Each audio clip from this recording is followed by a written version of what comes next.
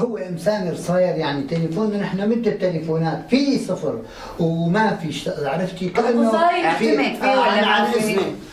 رشان إذا في صفر افتح لها يا لام سامر، خليها تحكي، أنا ما بنزعج منه.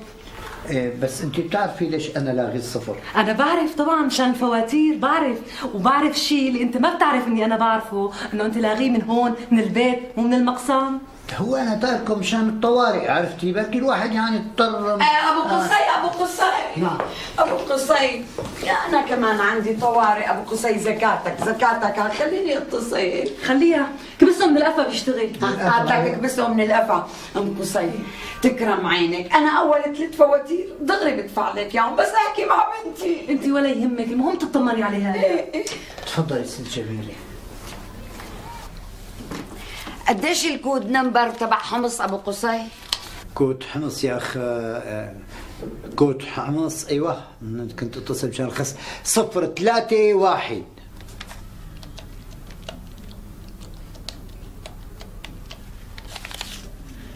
الو، هون بيت ابو سعيد؟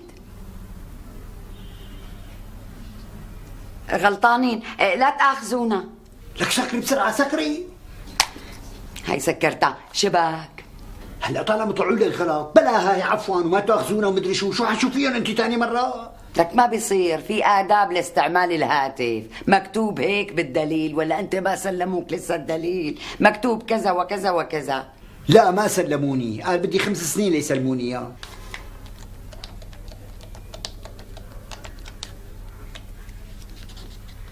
ألو، هون بيت أبو سعيد؟ أدخل الرقم السري. أدخل الرقم السري. أدخل الرقم السري. وريضة سري، ولي على قامته حظي، جيت للتلفين طلع سري. كمان حاولي مرة ثانية، معلش.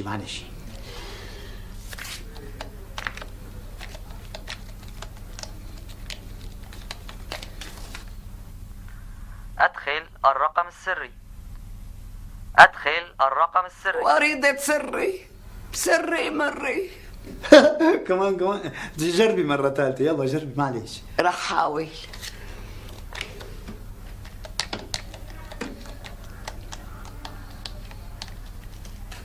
هي 11 كبسة كبست نكاية لشوف حيطلع لي السري. أدخل الرقم السري.